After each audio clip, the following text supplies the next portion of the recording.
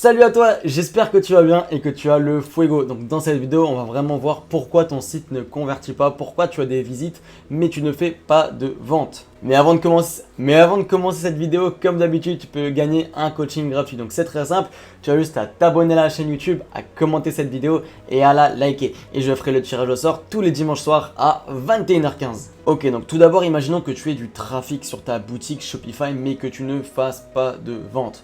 Alors en fait c'est possible, ça m'est déjà arrivé, c'est déjà arrivé sur le site de, je pense à mon avis, tous les dropshippers, qu'il y ait du trafic mais qu'il n'y ait vraiment aucun achat et tu ne sais pas pourquoi. Donc dans cette vidéo je vais vraiment t'expliquer les critères vraiment à prendre en compte, donc pourquoi ça ne marche pas, pourquoi ça ne matche pas. Donc déjà qu'est-ce que j'entends par pas de vente? Alors en fait quand il n'y a pas de vente j'entends un taux de conversion un peu plus faible que d'habitude, donc c'est-à-dire où en fait tu es environ à 0,5 euros par visiteur ou alors même largement moins en dessous, tu vois. Donc ça représente environ, si jamais tu as 1000 visites, bah en fait tu es même pas à 500 euros, tu vois. Donc là c'est vraiment très problématique par rapport à ça quand tu es en dessous des 0,5 euros par visiteur. Déjà on va parler du premier critère. Donc le premier critère c'est l'influenceur. Donc toujours regarder d'où provient l'audience, vraiment si la qualité de l'audience est engagée ou non, si elle est qualifiée ou non. Donc c'est très important de regarder ça. Donc pour ça ce que je t'invite à faire c'est de regarder l'audience de l'influenceur. Donc en fait d'où provient son audience. Si par exemple tu as une influenceur en Espagne et que son audience provient du Brésil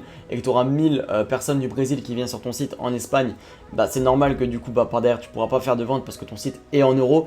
Donc voilà, ça va vraiment être compliqué par rapport à ça. Et également dans un deuxième temps, regarde toujours l'âge de l'influenceur et l'âge de la qualité de l'influenceur. Donc c'est très important de regarder ça. Si son audience est pas qualifiée, bah du coup tu ne pourras pas faire de vente. Donc en fait si c'est possible que tu aies peut-être 1000 personnes sur ton site, mais si sur ton site les 1000 personnes ont entre 16 et 18 ans, et ben tout d'un coup ça va devenir très compliqué de vendre parce que voilà, ils n'ont pas beaucoup de pouvoir d'achat, ils ne sont pas bancarisés, donc ça va vraiment être compliqué par rapport à ça. Également, deuxième critère à prendre en compte par rapport à l'influenceur, c'est tout simplement de voir le marché. Donc tout simplement, qu'est-ce que j'entends par voir le marché? Par exemple au Brésil, si un influenceur qui est au Brésil et que tu as 1000 visites sur ton site, que l'influenceur correspond à toutes les stats par rapport à ça et que par derrière justement ton site ne convertit pas, c'est tout simplement parce que l'influenceur ne correspond vraiment pas à ton produit, à ta niche, à ton marché. Donc voilà, donc fais vraiment attention à ça, de toujours avoir le bon produit sous les yeux du bon client à travers la bonne offre marketing. Ça c'est très très important, c'est juste la base du marketing. Ensuite maintenant parlons de ton site. Donc de ton site, c'est possible que sur ton site tu aies mis diverses choses justement par rapport à ça. Donc déjà ce que je t'invite à faire c'est d'avoir un site professionnel. Donc très important d'avoir un site professionnel, c'est un site qui convertit. Ça pour moi c'est la base. La deuxième chose à faire c'est de mettre de la scarcity. Mettre de la scarcity sur ton site, c'est également quelque chose de super important. Donc qu'est-ce que j'entends par scarcity? C'est mettre des timers, mettre également de l'activité sur ton site, donc tout ce qui est par exemple il reste actuellement que 3 commandes ou des choses comme ça, comme Sales Sniper si tu veux, comme application. C'est des choses vraiment super importantes qui vont vraiment générer cet achat impulsif auprès de ton client. Également il faut toujours que tu rediriges la personne vers ta page produit, ça c'est vraiment très important. Alors je pense qu'à mon avis j'ai plus besoin de te le répéter, mais c'est encore quelque chose qui est vraiment important, vraiment, parce que si tu le fais pas, justement les clients vont vraiment être divertis. Et comme tu le sais sur cette chaîne, je te le répète tout le temps, si tu divertis les clients, plus tu vas divertir les clients, moins ils vont acheter. Donc vraiment très important, garde ça à l'esprit.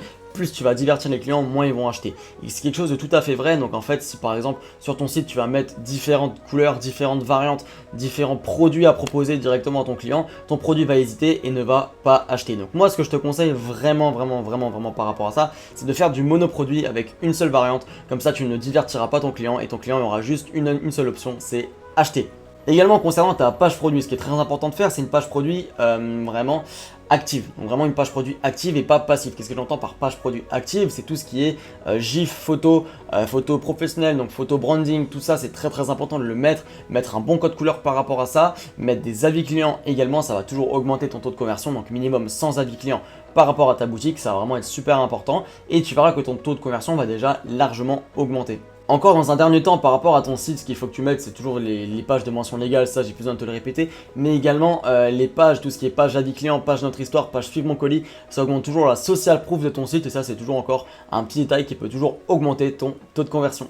Maintenant, parlons plus en détail de ton produit. Donc ton produit, ça doit déjà être un produit qui vraiment résout un problème, vraiment un produit que tu as déjà vu sur le marché, qui vraiment apporte une grande valeur à ton client. Donc ça, c'est quelque chose de très important parce que si tu le sais déjà, ton produit n'est pas un produit qui apporte de la valeur, qui apporte aucun avantage marketing, aucun bienfait à ton client, ça va pas être un produit qui va vendre. Et ça, c'est très important. Du coup, tu auras des visites sur ton site, mais tu n'auras aucune vente.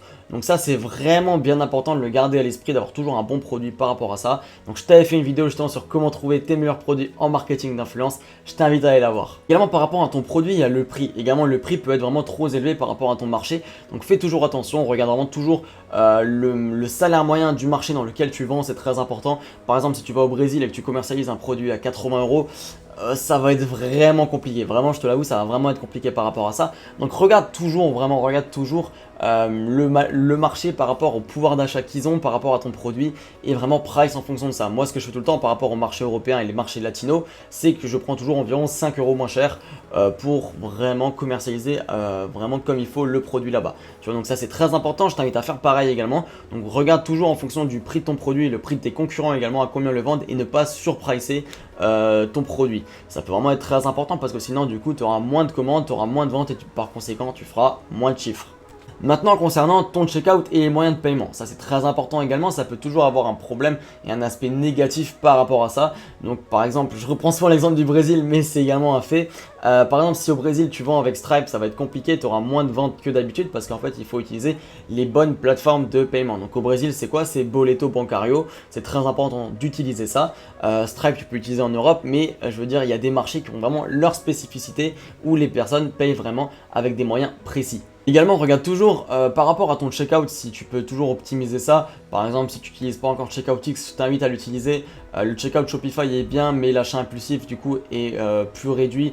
Donc c'est assez compliqué par rapport à ça. Donc moi je te conseille vraiment de ne pas distraire ton client, comme je te l'ai dit avant, avoir un achat impulsif. Donc c'est pour ça que moi je peux que préconiser CheckoutX par rapport à ça. Donc, concernant tout ce qui est plateforme de paiement, c'est quelque chose de très important quand même à regarder et à prendre en compte, parce que sinon ton taux de conversion va être vraiment assez faible par rapport à ça. Les personnes ne vont pas pouvoir acheter ton produit et du coup le pourcentage de taux de conversion de ton checkout va vraiment être dégueulasse. Donc fais vraiment attention à ça, prends les bonnes informations avant d'attaquer un marché, prends les bonnes informations avant de faire la promotion, teste toujours ton checkout avant les promotions et tu verras que c'est comme ça que tu vas maximiser tes chances sur les promotions. Et maintenant, dans un dernier temps, c'est peut-être ton marketing. C'est également peut-être ton marketing qui a un problème.